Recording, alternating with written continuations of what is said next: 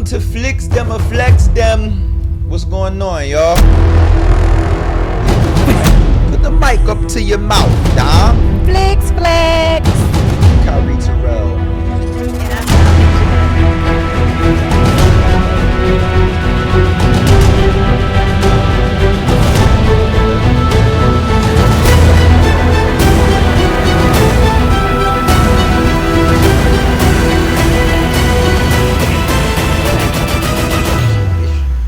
The swoopish of the ponytail. Dom, I want to talk to the people today about how we got into filmmaking from all angles that we do it now. Okay. And what are some of the biggest mistakes or lessons or learning points that we've made along the way, along the journey? That's what I want to talk about. So I likes it. how did you get into filmmaking? Yo, all right. It's a crazy story. It's like, no, it's not that crazy. So I've always been like a creative person. I've always been in the arts, if you will. I've always been, my mom was a dancer, not like that. But to clarify that real quick. She's not like that, but she did like ballet, tap, jazz. Like she was in that whole thing when she was younger. And then when I was younger, she got me into dancing. So I was doing ballet, tap, jazz, all that stuff, and performing and stuff. And I kind of just always was in that. Then we did plays.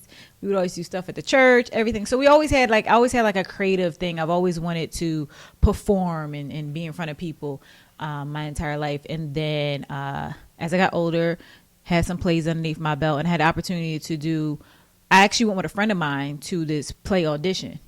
She was already in it and a part of it. I just went with her because we was hanging out at the time and we wanted to do something afterwards. So she's like, just come with me. And I came and I just sat in the room. And then I was asked to read for this role. And I'm like, sure. Why not? I'm here. You know what I mean? Let me read. I read. And then the director was like, you my lead. I said, what? Damn. I said, what? And I got the leading role in it. And it was a murder mystery play. And we traveled around and everything. And then from there. Shorty being cool with you because you got the lead?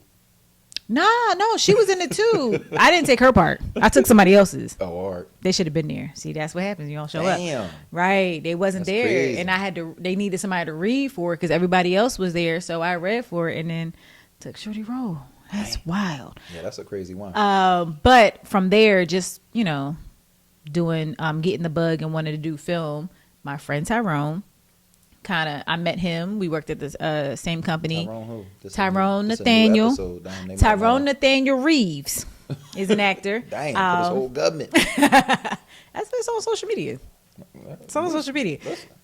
So I met him and he had a movie coming out and a premiere that was coming and he was kind of putting me on game. So I was like, okay, I'm gonna come check it out. I kind of want to, figure out how I could do this for real if you doing it. Mm-hmm. And he, sent me some information, networking events, and kind of got my foot out there. My first film role, Delayed Gratification. It was a web series. It's still out to this day. We did 2 seasons. It streamed in like 160 countries. It was dope. Like it was one of them things back in the day. And the funny thing was, he sent me that audition, and he was like, "Yeah, try this and try that." And I auditioned, got the leading role, and then I loved it. I loved being on set, and it was like, "Yo, how can I figure out a way to do this full time? Do more of this. But I realized, though, even as an actress, that I never thought that I could always be booked. I'm not gonna fit every role. I'm not gonna get every role. So I'm like, what can I do to just be around? And then that's when I started getting into production work. Learning how to AD. I started PAing, just helping out, and then it's all history now. I'm out here. She outside. I'm outside. So my story, man, I've been a showman as long as I can remember, but I often, as a young man, never knew how I was gonna get in the game. I just was like, I always liked making people laugh. If there was a talent show in any school I went to or whatever, I found my way in it. I was just that type of young boy, and that was singing, rapping, dancing. I remember I danced in my what was that, 5th grade? No, it couldn't have been 5th grade. It had to be like sixth. It had to be 6th grade talent show. But yeah, like I was just that bull, just like what, get to be on stage? Let's do it. And it wasn't until I got probably like 17, 18, I started a little bit of acting at school when I went to Temple. You know what I'm saying? I had got a few opportunities to perform and do different stuff too. Like shout out my guy Naeem Lynn. He's famous comedian now. He's on tour with Kevin Hart all the time, and has his own show and stuff like that. But he used to put me in position, man, way back in the Temple days, man. He knew I was talented. He would let me come in. Anytime he was doing a show, he'd let me come on, sing, rap, whatever I was doing. So that bug bit me a long time ago. And then I would do like stuff for like the SG Rose, any type of competitions or whatever was going on when I was in college. And that was when the bug really bit me, when I was like, yo, I gotta do this. And then shout out my guy Cash Goins. He was the first person to put me in a play. And from knowing him and working with him, I might have did like 4 or 5 plays back in the days. And that's where I met a lot of, the Philly acting scene. People that's still in the game now, still doing stuff. That's where I met a lot of them and where a lot of opportunities spawned for me. But what that led me to do is that led me to start casting. Led me to start going to New York and going to DC and Philly sometimes. That led me to start casting, and casting led me to I gotta figure out how to do this shit myself. You know what I'm saying? Because I think, and we gonna do a show about casting, so I ain't gonna go into it too much. But I think casting oftentimes doesn't only have to do with how talented you are. Oh, absolutely not. It doesn't. And that used to get on my fucking nerves because I used to know I was more talented, right? And sometimes it's not. Sometimes there's nothing more at play besides I've worked with this person before and I know what type of set I'm gonna have if I hire them. That's true. And you can't get mad at that person, right? You might get mad at the casting people or whatever, like give somebody new a try. But if they know what this other person brings, it's because this other person been hustling. They've been doing their thing, and you just got to become that person. But for me, it was like, it ain't enough roles that look like I want to do it anyway. I'm not trying to keep having to be bodyguard number 2. Oh, God, you know what I mean? Patron number 1. Patron number 1. Hoodlum 5. I'm trying to create some of the stories that was in my mind. And really in college, 18, 19, I didn't know how the hell I was going to do that till I was probably like 28, where I chose to figure it out. Right. You know what I'm saying? Long story short, I was modeling. I was doing my thing, acting whenever I could, and I joined this competition, and I lost the competition politically. I got second place, and that was enough for me to be like, you know what? I'm going to become a film director. I'm going to figure it the fuck out. And from age 28 to, how old was I when, I guess I was 40 when Workday came out. So I took 11 years and studied and worked and studied and worked and studied before I dropped my first feature film, which was Workday. That's dope. So that's how I got here. Okay.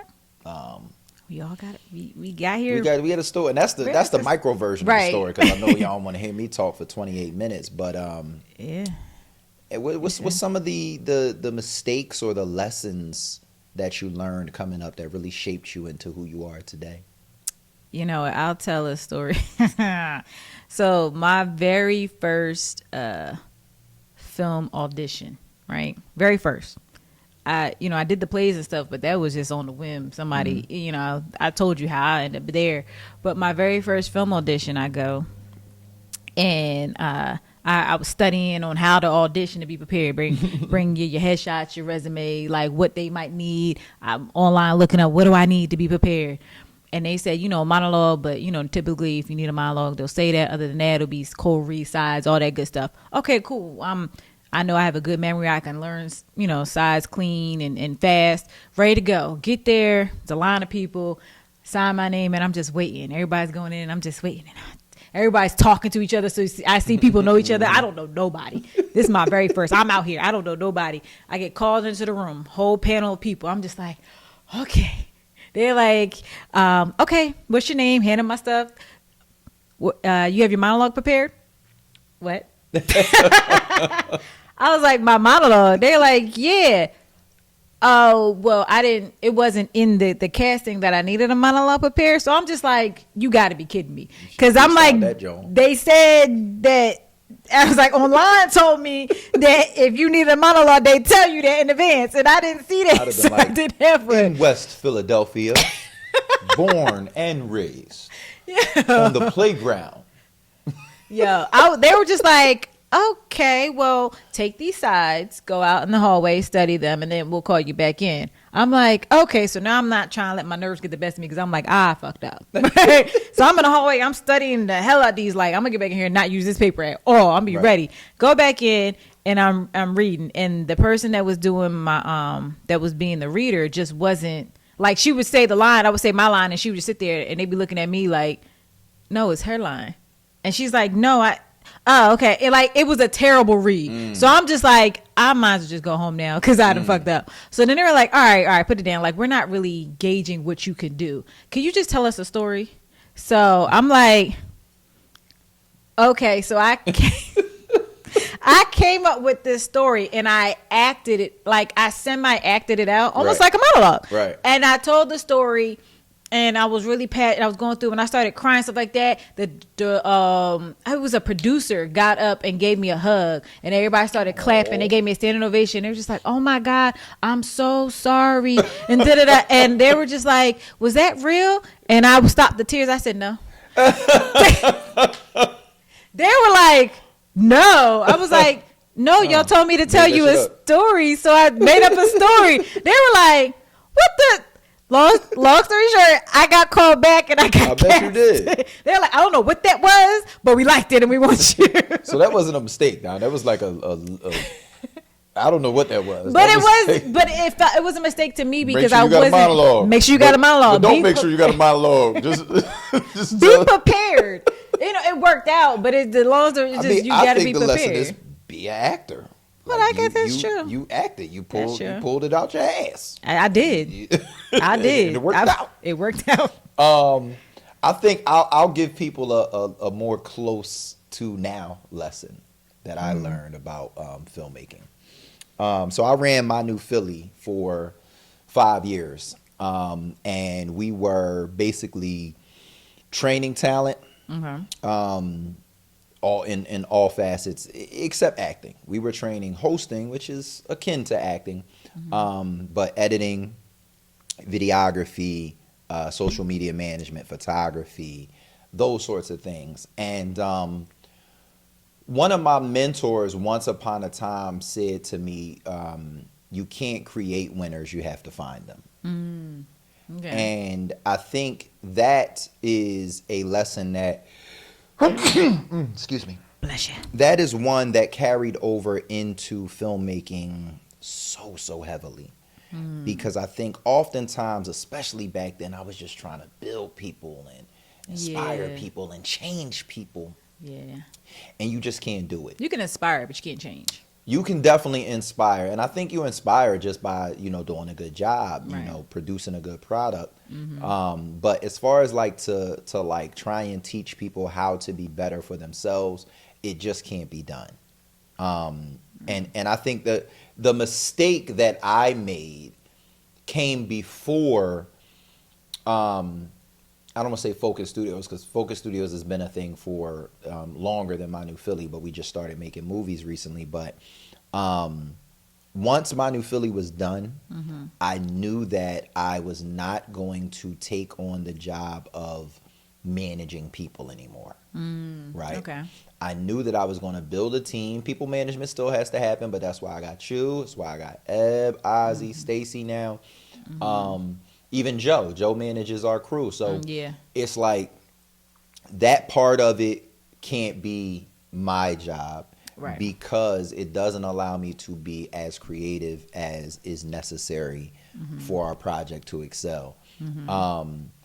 So my mistake I'll give is earlier on in my New Philly days, thinking that I could change folk, that I could be this beacon. And I always been like, I remember I was at a job. I used to be a manager at Total Serenity, which was like a salon, like massage parlor type of joint. I was the manager as a young boy, and I remember coming in there like, I'm gonna change this whole culture. It's gonna be dope in here. They was looking at me like, he must don't know how things is around here.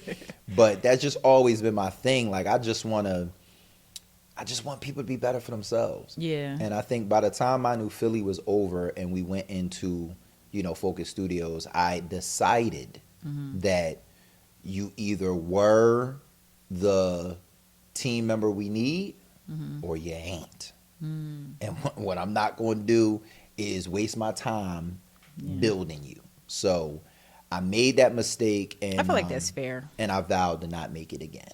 Yeah, I feel like that's fair because I feel like you have the genuine heart to want to help and build people, but when you start to see that people are where they are, it's because of them, then you just like, you know what, I gotta.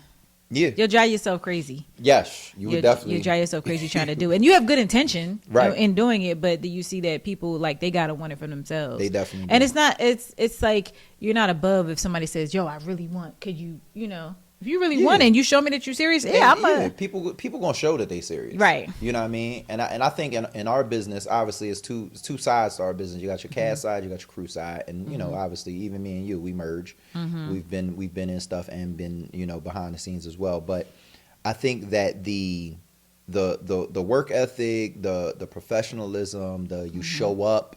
How and when you said you were going to show up, those things bleed through. And I just think like the mistake side of it is really believing in people who don't believe in themselves. Like, that's a good point. And the reason I say that is because like on the actor side, oh my God, we've had so many people ask us for opportunity. And then when they get it, they just squander that opportunity. Yeah. They're either not on time. They haven't studied for the role. Yeah. Like, it's just so many opportunities that have been squandered. And again, now, like, you get one time in Focus Studios. Yeah. You get one time. I'm not messing around. Like, I got, and I don't say this arrogantly, but I got too many options to be giving people who show me that they haven't studied, right? Who don't show up on time, who make certain mistakes where it's like, come on, man, like you wasting my time, bro. Yeah, and having that mindset too. That's the mindset that I've always had when, especially when I got into production. It was just like anybody I work with. If you hire me, I'm gonna show you that you made the right choice by hiring me, and I'm gonna do the best job that I can do, and I'm going to make sure I add that piece of that above and beyond to it, so that way when it's all said and done, I did my job. Right. And I did it well to the best of my ability. That was one of the things that was always in my mind. Like, I got one time. Yeah. And I'm gonna, I have to, like, I gotta do this. I say this to everybody: the job that you're currently on, especially in filmmaking, it's literally your audition for your next job. It is. like it is. The job you're on is your audition for the next job. And listen, that goes for if you're the person at the top, because motherfuckers got to want to work with you again. Yeah. You know what I'm saying? Like, I've always wanted to people to want to work with me again, for number one, and number two, I always wanted to be irreplaceable. Yes. Because I know that there's other ADs out there, right? There's other people that can be an AD, but why would they want me over them? And I always keep that in my mind on every project I worked on. And I'm like, whether it's doing people say, well, that's not my job, I'm not going to do that. I had the mindset, well, if you ain't going to do it, I am. Because if I do that and I do, I'm irreplaceable. I'm irreplaceable. See, right. And people, I'm so glad you said that, because people in our level, indie filmmakers that don't have any, I'm gonna say, like hard Hollywood or studio connections, or haven't put out a project that is. We all got stuff streaming, but I'm talking about like, Indie motherfuckers. Y'all know who I'm talking about. It be this mindset that I ain't doing all that. What are you talking about? Like, do y'all understand? Like, when you see these posters behind me, do you understand how many things I did to get this poster done?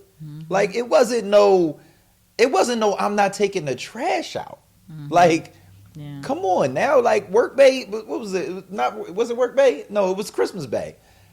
We had to pile up bags and bags of trash and take it to the dumpster. Guess who was doing it with their crew? Me. I'm not above it. Yeah. I'm not above it. Like, what are you talking about? I haven't succeeded. And a lot of times people be on that where they like, oh, that's this person's out. Not at this level, it's not.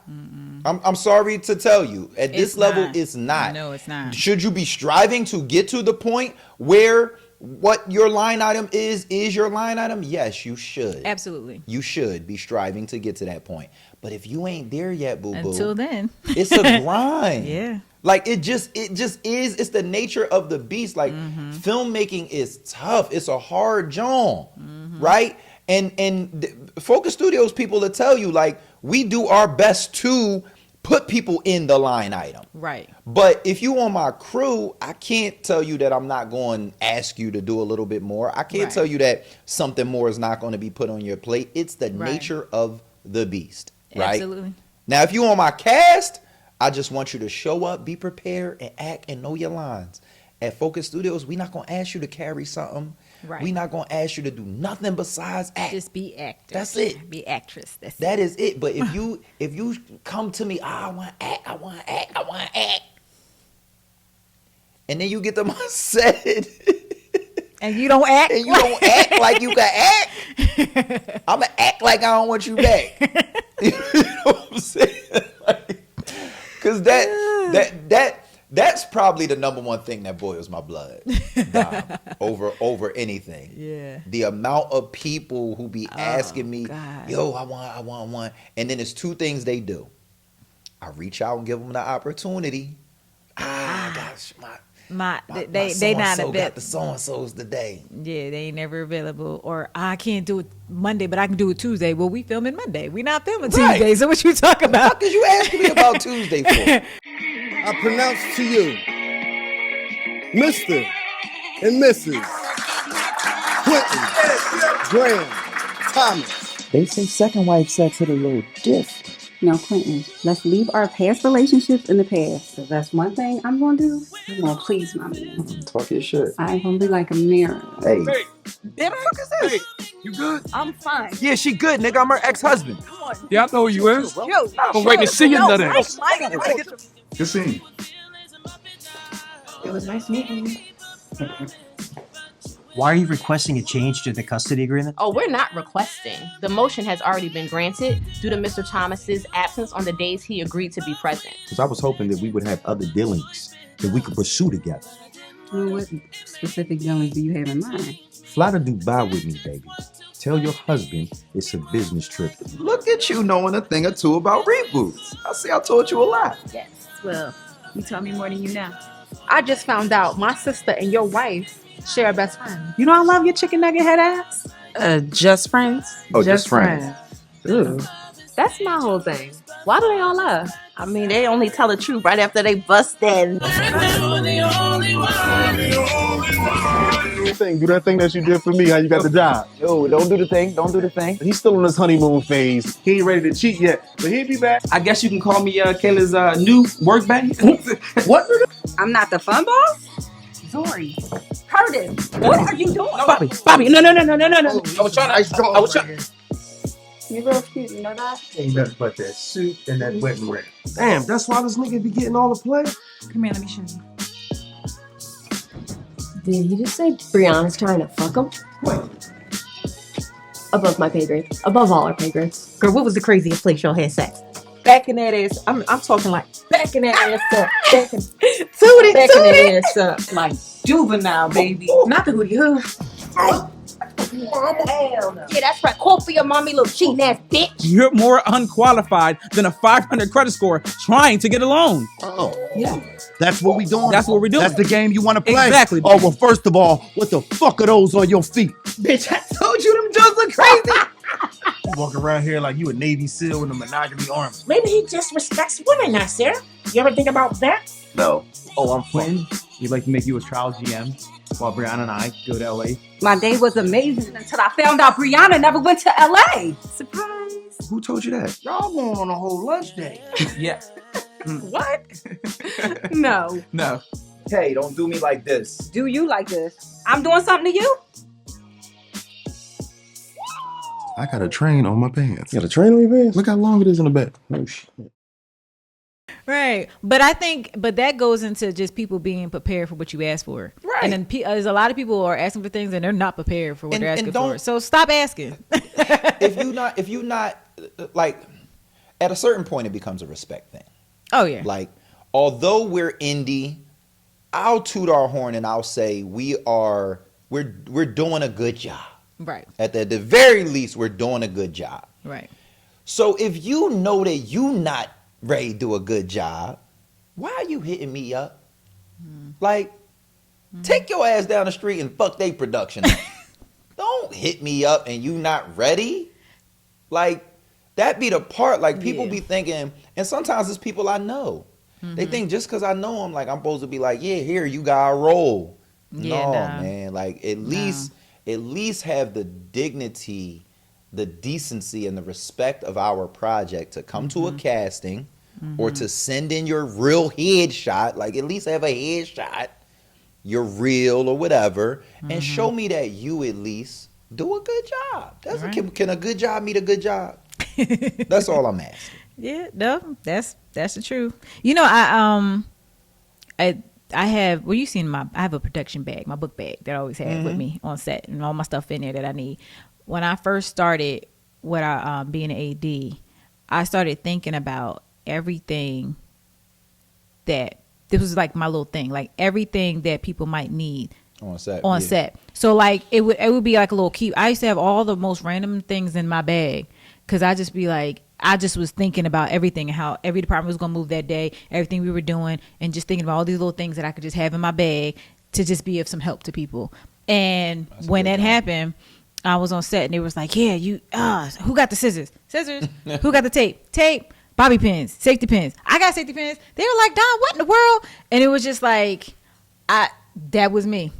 I had everything in it. But again, for me, that was that piece to be irreplaceable. Right. Because if Dom on my set, she got us. Yeah, it's gonna get handled and she got it. Yeah. And that's how you stay working. You know what I mean? It's not a lot of money in indie filmmaking. I don't know if people got a misconception of that and all of that. I feel like people do too. And there's levels of indie, right? There's some indie filmmakers that, garner big budgets and they make some good money and stuff like that. But it pales in a comparison to the studio films, right? So at our level, we need Swiss Army knives. Right. We need people who can wear multiple hats, right? We need people that, give the director and the AD and the producers in some cases the ability to tell the story the best way the story needs to be told. Because people forget, like, at the end of the day, it's what's on the screen. You know what I mean? And that's really like our motto at Focus Studios is like, how can we get what we need to get on the screen as efficiently as possible and make it look and sound as good as we possibly can at the level that we're at. Yeah. You know what I mean? That's what we're striving to do. We ain't trying to look good on set and show you this and ha that, and we just trying to do the work. Yeah. We just trying to do the work. No, that's wrong. We ain't so the biggest mistake is mistakes, yeah. The biggest mistake that people make is saying they want to do something when they're not prepared to do it. That's a big one. Overselling, under delivering. That's a big one. That's a big one. That's a big mistake that a lot of people make. It's just they want to be around, they want to be doing stuff, so they oversell themselves. They say they want to do something and they're not prepared to do it. So then when you call on them, then you find out the truth, and it's like. And I think that's a change the world mindset that we might be having right there. So I'm going to change the subject, and I'm going to say, all right, Dominique, Janelle, we've done Work Bay 2, Christmas Bay, Rena Bay, Our Girlfriend, and Money Lovers together, right? So let's go through those in chronological order, and let's give the people at least one apiece. There's probably more that we might could think about, and if we do, we do. If this becomes a longer episode, cool, because I think one of the things I want people to be able to get from FLIX Flex is I want them to be able to watch our episodes and do their projects better. Oh, absolutely. Right? So Money Lovers was our first project together. Yes. Let's give the people, let's try and give them at least one or two per each of us. Mistakes that we made. Things we really could have done better on that set. On Money Lovers. On Money Lovers. Think back. It was our first one. It was our first one. Our first puppy. The weather. We could have chose to shoot it in a warmer time now. So Dom always get me out of here because the first 2 days of Money Lovers were the coldest days of our lives. It was like it was literally 6 degrees on the first day. Like my nose tip was so frozen I didn't feel the snot. Someone had to tell me, Kyrie, your nose is running. I was like, what nose? I literally Googled on that set, how long does it take to get hypothermia? Bruh. And we only had 2. I think it was only two. No, it was quite a few outside days. Yeah, but the other days weren't as cold as those first 2. Yeah. But it's really Dom's fault. Because number one, I feel like it was like the 15th and the 16th of January or something like that. But the 2 days before, it was nice as shit, remember? It was like almost 60 degrees, wasn't it? It was nice as shit the 2 days before. The day we shot, I even said to Dom, I said, Dom, they talking about 15 degrees and it's going to feel like it's 0. Dom was like, we done planned this motherfucker, we getting this motherfucker done. I was like, all right. But I'm glad she did because I was like, we doing it. I don't think Money Lovers is a poster on this wall right now if we ain't do it when we said we was going to do it, Dom. I don't think it is. So I thank her. We was doing it. But yeah, weather up here is probably a thing you want to plan for the round. So I guess we can call that a mistake. We bared through it and we got through it, but I feel like that was definitely a mistake because just think about that first day, how much time was spent during that day just trying to warm up. Yeah, because we couldn't just keep shooting. We had to stop. Yeah, we had to keep stopping because it was crazy. It was so cold. It was so cold. It was ridiculously cold. All right, so you're gonna say the weather. I'll say I learned a lot about audio on F that timer. We're gonna go over this show. I learned a lot about audio on Money Lovers because we had a lot of shots that were like moving and different things that had to go on. And I think that for quite a few of those shots we should have planned ADR. Okay. Because that was a film that had quite a bit of action, and I think we wore lives, we had the boom, things like that, but a lot of the sound quality just wasn't the same. I learned a lot about sound recording in on Money Lovers. And shout out to Malachi, that was probably his second time around, so he was just taking a lot of my direction. And again, we talking about indie filmmaking, we talking about just get it done, right? I personally feel like Money Lovers is, if not still, I'm saying personally, my best work. Obviously, you've worked with me on all of these projects, so you may have a different opinion, but I like Money Lovers for a myriad of reasons. But when we talk about mistakes, we should have planned to do ADR. on that makes on a lot of those scenes. For people that don't know what ADR is, audio dialogue replacement, which is when you record a scene, whether it's in a loud environment and you can't, get quiet on set, or the audio that you recorded and you thought you recorded it good doesn't come out good, so you have to replace it. Or in some situations, there may be like a fight scene, or you might be doing something somewhere where it's just going to be loud, like you can't control a train station or whatever it might be. You have to replace the dialogue. Money Lovers had some different qualities of sound, I'll say. Okay. And I think that happened because of using lavs, then using booms, then, being in certain spaces, doing some action, things like that. And I just think I learned a lot about when you should choose ADR.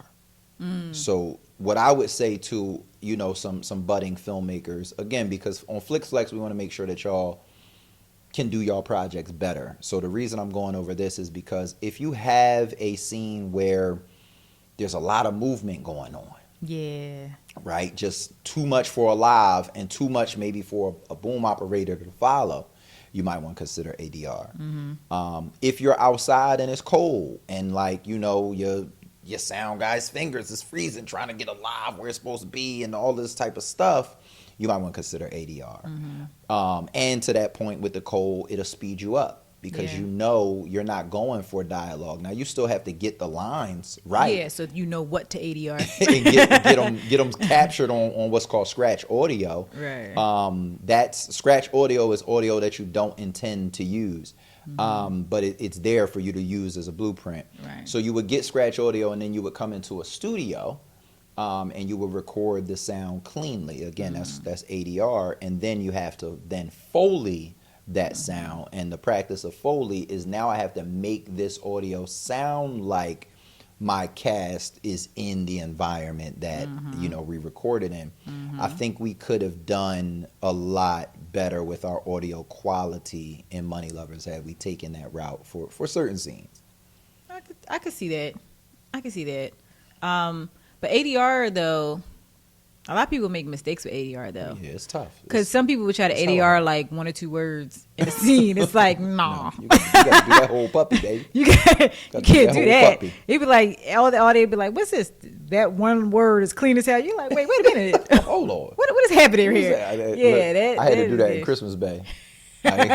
You go see when we go to the premiere. I had to do that for one little line, so I can put it out there now. By the time people watch this, they're gonna have at least wait, because I feel like you know where it is. Take a guess. Wait, because you ain't gonna get it right. Take a guess though. Wait, was it in the car? No. If it wasn't in the car, here's a hint. I did the voice for the person. There was oh my gosh, there was a spot, and I remember hearing something, and I was like. It made me go like that. I was like, okay, and I just kept watching. So that's why I feel like I know. Like now I'm recalling. You watched it? I told you I was gonna watch it. You watched the movie now? I did.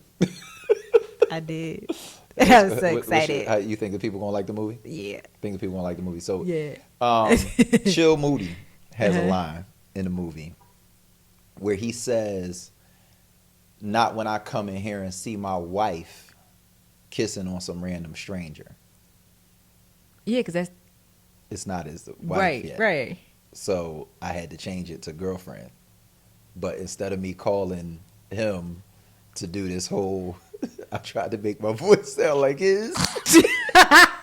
We'll give y'all an update on that soon to whether or not that becomes a mistake or not. That is so funny. I don't think that. It didn't catch you? I don't think that it was something because I remember going like, and then I just kind of like let it go. I don't know if it was that. Hopefully it was that because there was no other ADR in the film. No, I'm lying. Tiffany, who plays who she play, Aunt Mina, I ADR her whole piece because she had like a ring in her live.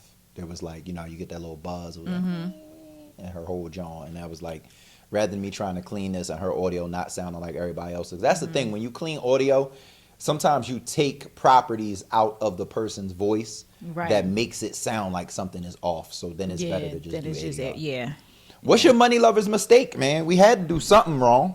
I said it was the weather. No, you got outside of that, something that we could have controlled that we did wrong. Keep it Beansky. That's what FLIX is for. I know, but I'm trying to think. I don't really think there was anything that stood out. Which is like that was wrong and we could have did it better. I would say no. No. I mean, outside of like the typical fires that just happened that you have to put out that we had, I don't feel like those were mistakes. They were just fires. I got one. What? That we could have done better. We had to shoot that damn sex scene twice. Yeah. Yeah. Yeah. Yeah. That so, was, and that was that, on and us. that was and see, here that, they come. I'm gonna say that whole, not the whole day, but there was a whole piece of that day. Part of it we didn't even use, and the other part we had to reshoot. A piece of the sex scene, the first sex scene. That. Yeah, what was we had part? but we did a scene. It was you and your sister. That whole scene was never even used. Remember? That John took a long time too. But that we didn't use it. That was scrapped because the film was just too long. So there's a few other things in Money Lovers, and I mean that's a mistake right there. Right. We should have done Money Lovers and Money Lovers Part 2 while we were filming Money Lovers because the script looked like it should be like an hour and 45 minutes. How long did I say in the beginning that it was going to be? Dom did say it was going to be a long ass movie. I don't remember exactly how long, but the first cut of Money Lovers was 2 hours and 30 minutes. Mm-hmm. Like the director's cut of Money Lovers is long as hell. So I had to go back into that movie just to get it down to, I think, what did I get it to? 205? Something. It was still over 2. It's still over 2. But it was, it might have been long. It might have been 255 because I think I cut like 30 minutes out of that movie. Yeah, because I think you got it to like 2:15. Yeah, something like that. Yeah. I cut like 30 minutes. So there's a few scenes that were cut. There was a few scenes that were made shorter, et cetera, et cetera. But I think the mistake was made in Tiffany and I. Shout out to Tiffany McLeod who plays Peyton in Money Lovers. We didn't have our own personal talk or heart to heart about the sex scene. Right. And we may have, if not for Tiffany jumped in to play Peyton literally the day before. Right, yeah. So her and I probably should have really had a talk. We should have closed that set. That was Dom's fault. It was Dom's mistake that she don't want to acknowledge. When? You should have closed the sex scene set. Both times. First of all, I didn't have a problem with closing the set. Y'all ain't do it. Y'all was like, we don't care, it's fine, we don't care. Yeah, but that ain't on us. We the actors. Yeah, but it's hard for me to stick to a closed set when y'all the actors are saying we cool. We did close it, part of it. It's closed. We did close part of it. Get out. We did close part of it. What's part of it? When your butt came out. Man. butt came out. We had to close it when his butt came out. No, that was the second time we shot it, and I think we closed that more so because people was like trying to get a peek, and it was just making it uncomfortable. So we was just like, look, then everybody on set is all hands on deck in this particular scene. We couldn't find y'all last scene when we were just sweeping. Where y'all but also, even when we shot it the first time, I know as far as like closing it, because we had like the light had to be held, and it was like a couple things like so it couldn't have really been closed because it wouldn't have been closed. Whomever is essential is cool, but but it was just a lot of essential people at the time. But no, I think I was upset at that because we lost a great location. Right. That the location we originally shot that scene we never showed anything from there. It was much better. Much better. Right, but we ended up having to, so we lost time because we had to shoot this all over again. We lost production value. Yeah. Because we weren't in the better location. The other location wasn't bad, but it wasn't the first location. Right. And I think that the mistakes that were made was Tiffany and I should have had. So what y'all don't know is that on sets with a budget, they have what's called an intimacy coordinator. Yep. Dom's never been intimate, so she doesn't know how to say intimacy. She I get freaky. Into me. Into me. I don't get intimate. I get freaky. Intimacy coordinator. That's different, Dom. Anyway, they have what's called an intimacy coordinator, and that person is usually a therapist. And their job is basically to have a conversation with each person involved in the sex scene separately. Figure out what their comfortabilities are, their uncomfortabilities, and help coordinate. Touch me here, don't touch me there. Situation. Yes, and bring that together in a way that all parties involved are in understanding of what is okay and what is not okay. Tiffany and I presented a good thing because her and I have known each other for so long that we're just great friends, and there wasn't a lot of, well, don't do this and don't do that, you can't do that. And when we did it the first time, it was definitely, to Dom always says like, it's not giving. She's the whole reason we shot it again, because she was like, no, it ain't feel right. They was laughing at us on set. And me and Tiff had a convo, and we kind of felt that way too. We was like, we could do this a little bit better. And I knew in my head what I wanted. I just needed a few cool shots to slow down and show. And, when we filmed it again, we had the conversation first. We filmed it again. We decided we was going to go in a little bit. And we made some magic happen, and that sex scene turned out great. So again, the mistake that was made was we should have done that from rip, closed our set, and really had made the magic the first time, and we would have got a better quality scene. Outside of that, though, I feel like in general that was a mistake for all sex scenes involved in that film, of having those conversations. Oh, that we didn't have them? And just having those conversations and the planning and the understanding of everything, so that way the other scene that I felt didn't go the way it was supposed to. Would have been better, I feel like, if we might have had that conversation where everybody was under the, And that also wasn't all, that actress's, from what I was told, it was also her time of the month. Yeah, no, I understand that, but even still in all, just like having that open communication with the planning and everything, exactly what to expect and what was going to happen. Then that being an issue, communicating that and understanding that this still has to take place, but let's come up with some different creative ways and some options in order to, Right. Yeah. And that's, that's one of the beauties about indie filmmaking, is that you go through these things and now you're able to prepare better. You know what I'm saying? So I'm sure, like, in the future, when those things come up, me and you about to need an intimacy coordinator. Y'all ready see Dom and Kai get it on screen? We might got something coming. I don't know. We might got a little something coming. You know what I'm saying? We gotta get an intimacy coordinator, because I got a lot of rules for Dom. You know what I'm saying? A lot of rules. But no, we learned that, like, those conversations are necessary. And just the third party, I think, needs to be involved, especially when people are like, there's contracts and there's studios and there's all these things, because motherfuckers can get sued. You know what I mean? For real. Don't do this, don't do that, and he did it or she did it. Because the lines can be crossed. But even aside from that, it's just so many things that we learn our lesson at Focus Studios. We're gonna make sure we don't do it the wrong way again. Right. You know what I'm saying? It's gonna be a long episode. We might have to make it a part 2, but all right, let's move on. All right. So what was next? Work Bay 2 was our next Joan. Mistakes on Work Bay 2. I know we had quite a few that people wouldn't know, but I know. This is $20 million. We're the only ones that can pull this shit off. Shockwaves sent through the crypto communities as new government-sanctioned crackdowns were signed into law today that make it a lot tougher for companies to hide money on apps and digital criminals to steal it. They're called cloners. Some of them take small money on their own, by mimicking blockchains online. You know, you should invest some of the winning in crypto. What you say? NFTs, blockchains, crypto. It's like stealing money. How many fucking passwords can it be, man? Whoa, Buck.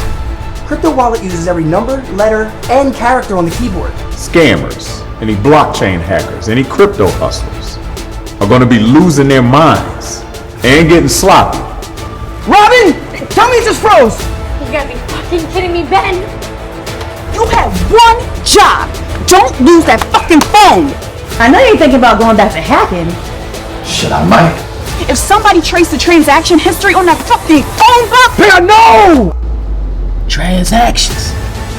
How the fuck we miss these? All right, this is not a group of stupid criminals. They're smart. Hey, you got the wrong girl, detective. Hey, yeah, look at you pulling yourself back together. Robin made another fucking wallet? Why would she do that?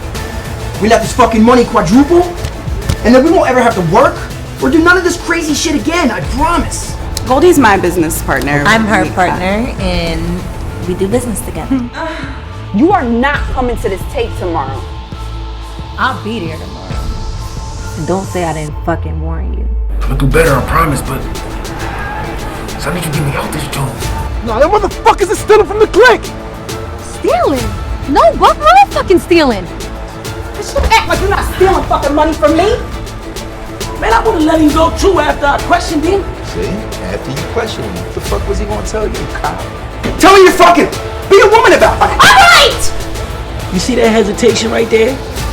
That implies that you know who I'm talking about. I went on the chain, bought a little piece of it. I went to go cash it out. Shit gone, bro. Look. And the girl we picked up, she's in on it too. I need every transaction you do with Peyton on Friday recorded here. Are you kidding me? Are you fucking kidding me? Stop. And if you or your wife fuck me, I'll take this right here and send it straight to the feds.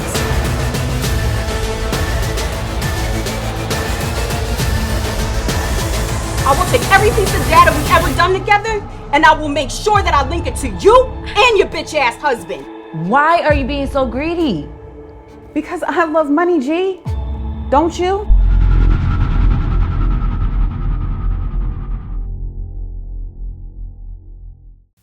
And I know you're gonna feel me on this. And this translates to quite a few of our sets. I think that in Workbay and Workbay 2, we got off to slow starts early in the productions. I think that if you remember, on the day we were at Gamerspace, Okay.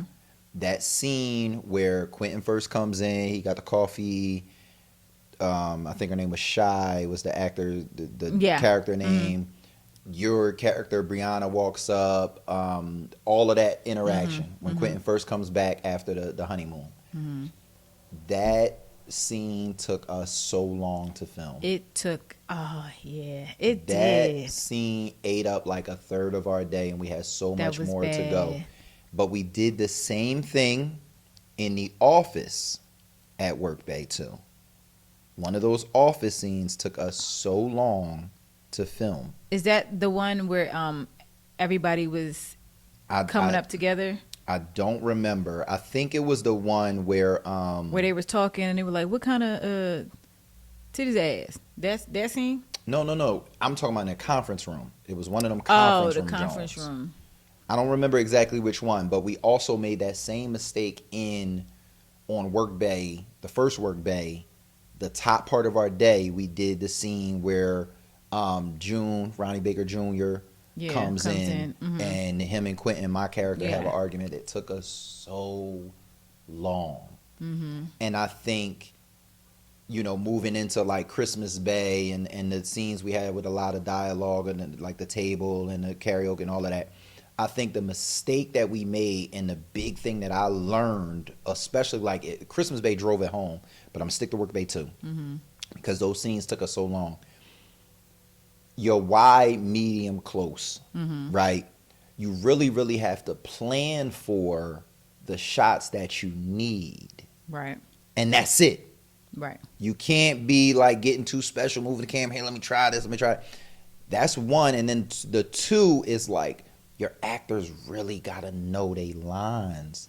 If you got a scene that got like, I say 4 actors or more, they gotta know they lines. And I feel like outside of the lines, it was just in the deliverance and everything like that. We spent a lot of time. Now that I'm thinking about it, we spent a lot of time. And I feel like it was also tough because that scene, I know being in that scene, and I was in it, but I wasn't, because it was so long and we were trying to put everything together. And then the other actors, stuff like that, I tried to be Brianna so bad, but it's just, I kept kind of, because I'm like, no. And then I had the computer in my hand, and at one point it was the monitor so I could see. And Nash was just like, give me that. Like, you need to be Brianna. But it's just like, I'm trying to like help and get through this scene, because it was just, you know, That and was I think the fix for that, for people, for indie folks that's getting busy, right, is 2 fixes for that. Number one, you got to get your cameras up on time. Absolutely, 100%, absolutely. Got to get your cameras up on time, and a part of that, getting them cameras up on time, is blocking your scene correctly, and making sure that people know what they're supposed to do, how they're supposed to do it, having them people run their lines, all of that type of stuff. That's a part of it. And then the other part, like I said, I think as filmmakers, we can get into the habit of, and this is why I talk about all the time, what needs to go on the screen, right? We can get into habit of one for safety. We can get, well, let me get it from this side too. Well, let me move the camera here. What it look like if we shoot it like this. You ain't got time for all of that. Right. You might can get a little jiggy with it if it's a 2-actor scene and they know what they doing. They vibing, they know they thing. Y'all on, let's try this. Cool. But when you got 4 or more actors in a scene, it's like those scenes, the mistakes that we made was we've let those types of scenes get away from us more times than I'd like to admit to. Yeah. I agree with that. I would agree with that. I would on the wedding day, that one was a great scene. I feel like the mistake we made there was all that time eaten up by that damn jib. Yeah. And then didn't even use the shot. Because we couldn't. Yeah, that's a one, man. Make sure you got the right tool for the job, because we had this big ass jib, and shout out to my guy Banner. It wasn't on him as DP. It was really on me and my vision. The roof was so short. Like this roof, you could jump and touch this roof. So like, if you know a jib in Hollywood is for like this high to low shot, or low to high, whatever you want to do. And like, we just ain't had no room. we set this jib up thinking we was gonna get this dope sweep. The shot was supposed to be like top over the crowd, sweep down into Kayla and Quentin walking through the aisle, and like, it ain't work. It wasn't what we envisioned. It wasn't. And we had already rented the jib. Again, that's a mistake, not knowing like the roof at your location is like, that roof was maybe 8.5, 9 feet. So it wasn't a high ceiling. And then the jib setup and balancing. The jib setup took a long time. Since then, cameras up ain't get up at the right time that day. Let me tell you something. Jibs. You gotta make my eye twitch. You gotta think for jibs. They make my they dope. They are dope. But as an AD, when it comes to scheduling, I needs to know if a jib is involved, because that's going to change the whole schedule. Crew up out there. That's going to change the whole schedule, because the jib ain't no joke. When it comes to some time, the setup and the breakdown of a jib is practice it. Especially if you don't got no stand-ins, you got to. Oh my gosh! And I mean, don't get it messed up. If you execute it right, it's a beautiful shot. Oh yeah, I understand why people jibs use are beautiful. Them. But you know, sometimes you do get those crews, those ACs, those DPs that they just techies and they just want to rig stuff up for the sake of, or this shot would be cool. And then when you see it in the movie, it's like, that wasn't worth it. Could have done that with a gimbal. But All right, so that's some Work Bay 2 stuff, man. Then we went out and we did what we do next? Was it Our Girlfriend? Our Girlfriend. Did Our Girlfriend. Jesus, we might have to have Our Girlfriend episode.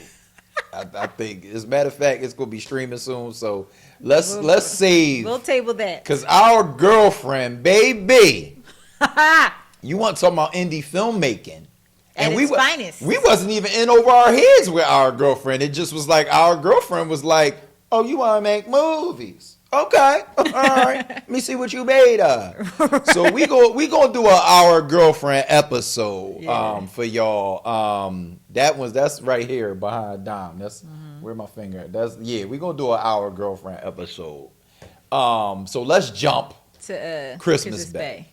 I'll say for Christmas Bay, our biggest mistake is back to, like we talked about in Work Bay, is just the scenes with a lot of people and the coverage and the time to execute them. I feel like that has to be. We had some scenes that should have been that's the only thing we shooting this day. Yeah, like literally that's it. Yeah, we're not shooting nothing like else. that.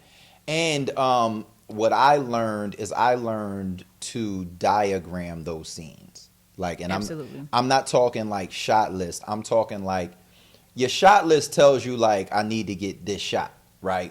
But I think the flow of a conversation is so important, and some of that flow is going to happen in editing because you don't always know. You know what your actor's supposed to give, but you don't know what they actually going to give. That can be a facial, response, or their whole performance or whatever. But I learned to diagram. If I have, what do we have? We had 1, 2, 3, 4. We had 10 people at that table. 1, 2, 3, 4, 5, 6, 7, 8, 9, 10. We had 12 because you had Uncle Scotty and Sharonda. Yeah. So we had 12 people in this scene. 12 people in a scene. Everybody talking. Everybody got to get coverage. Everybody got lines. Everybody got to get coverage. You have to diagram those scenes. Yes. And it'll be a long ass thing for me to explain, but basically what I mean when I say that is you really have to decide who's saying what and what you need and what angle you need them from, and then really write that down, build that out, and then decide if you're going to only shoot that scene that day, what order am I going to shoot this in that makes the most sense for moving my lights, moving my cameras, audio if you have to, all of those types of things. You really have to build those scenes out in a diagram and then be able to execute them cleanly. If you just go in and you just like, all right, it's 12 people, let's shoot. Your ass cooked. No, you're cooked. Yeah, no, that's not gonna happen. So I feel like that was definitely a mistake, and I feel like we will never make that again. No, we will plan one day that at best a half day is getting dedicated just to that. Like, it's gonna be 2 scenes shot today. One of them is this. Anytime we got 10 or more people in the scene, it's gonna be a day. Yeah. You ain't it's gonna be a day. And you know what's good? You know what's good about that? To make that a day, you can still do the diagram, right? But if you know you got that whole day to shoot it, you can plan for like, all right, before lunch we're gonna do this. After lunch we're gonna do that. You know what I'm saying? And then not only with the amount of people, but it's like when you have a lot of people and then you have a decent scene as well. Do you think like the actors being able to run through a whole scene with all the dialogue, everybody talking, everybody like, can you just to get them to get through it? That's a lot too. Right. Yeah, because it's just so much. That scene just took so much time. Shout out to Ozzy who learned what a pickup day was on Christmas That was Day. another mistake. So that was another mistake we made. She know I love her, so I'm gonna pick on her. And we done already spanked her about this, but she thought that meant the day they was getting picked up. So our talent got picked up on our pickup day. So we had no actual flexibility. No flexibility with the pickup day. And this was a film where everyone was from out of town. Out of town. Almost no one was from Philly. And we were filming it in Atlantic City, so even the people that were from Philly had to get back home. And we really needed that. we needed some more time. We needed some more time. But we learned we ain't had no more time. That was a mistake. I think if I could go back for Christmas Bay as well, I would put a little bit more time into some alone time with Amir and his mom. Maybe not necessarily the whole family, but just Amir and his mom. I think we could have done a better job of, and maybe the kids too, like just displaying their bond. The movie wasn't about them, right? But maybe displaying their bond in a different way. And I would have to really go into my creative bag and think about how it could be done. And obviously the film's done at this point, but I think that first scene at the table could have been shorter.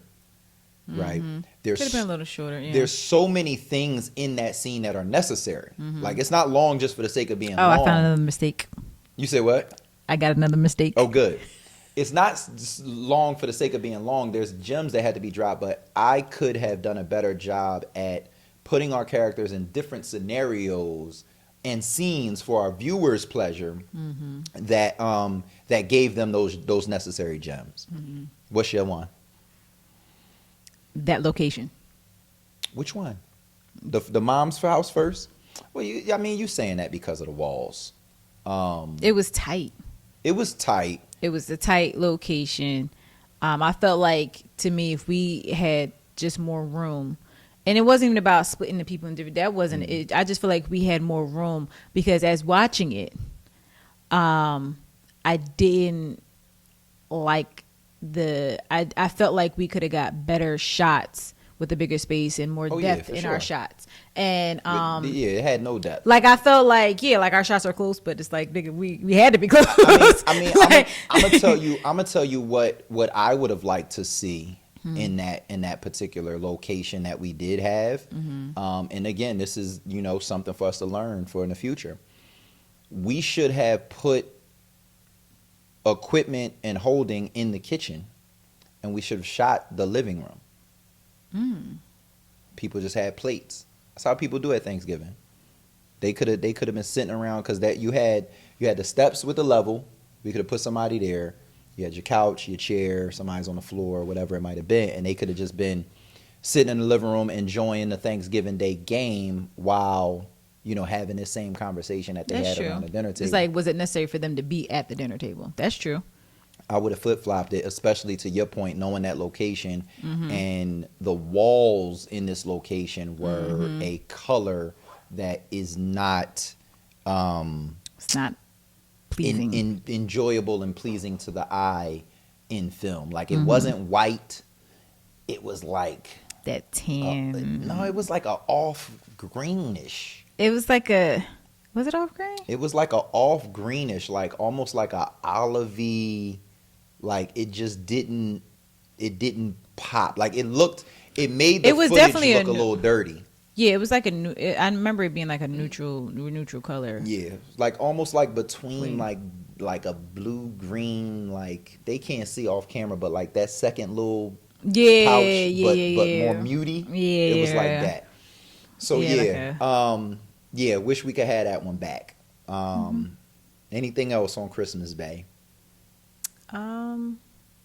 Definitely one more day. Oh, the other one. Oh man, this is for y'all that got cast that really like each other. So here's what's going to happen on a set if you're doing a movie and people are just dope people. They're going to want to kick it with each other and have a great time off a set. Off a set. And we were in Atlantic City, so there wasn't a lot to do, but there was a lot to do. Right? Especially if we're going to crew up and we're going to go to the casino or we're going to go to karaoke or whatever we're going to do. Go to the bar. Dom had the perfect idea that was like, all right, cool.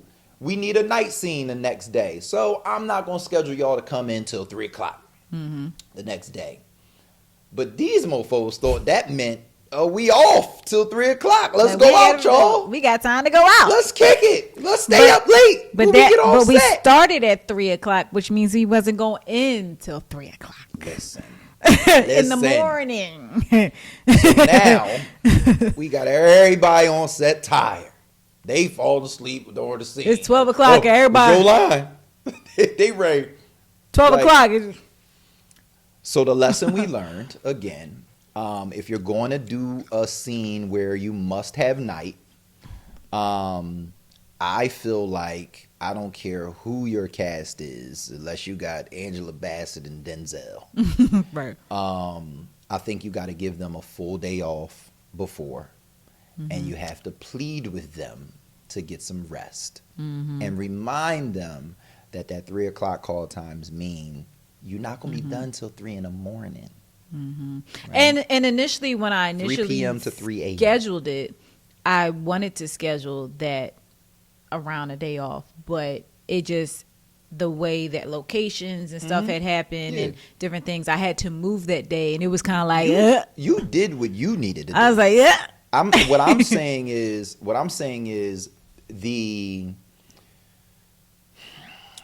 because I don't want to throw our cast under the bus, because there was an amazing cast, phenomenal. I'm saying that their desire to kick it with one another, of course, right, overshadowed their notice of, hold up, y'all, we still gotta work at 3, and we gonna be up till 3, and then the next day we still gotta be the set. So where am I gonna rest at? Where am I gonna be? Yeah, get your rest. So yeah, and I mean, again, that's indie filmmaking. Yeah. We ain't got much time, so we didn't have the time to put a day buffer between that. Right. But that is something that people gotta think about. Right.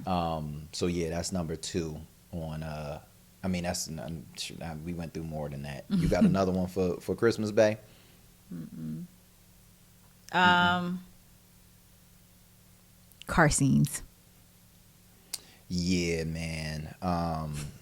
This car scene in Christmas Bay, they are whooped your ass. They are not. They are not. Car scenes require the right tool for the job. I have a strong back and strong arms. In case y'all ain't noticed, I'm outside.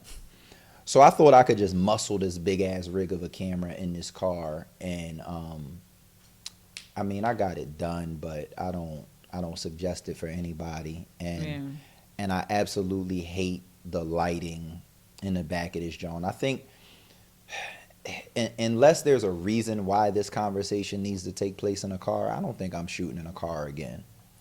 Like, it has to be necessary. Like, the car has to be a reason it's in this movie. Yeah, it has to be, yeah. And even then, I'm going to try to do it without moving. Yeah. Or we got to do it the right way. Yes. But again, so again, if it's necessary, we'll do it the right way. We'll do it the right way. If it's not necessary, they having this conversation at the coffee shop, the barber shop, somebody's shop.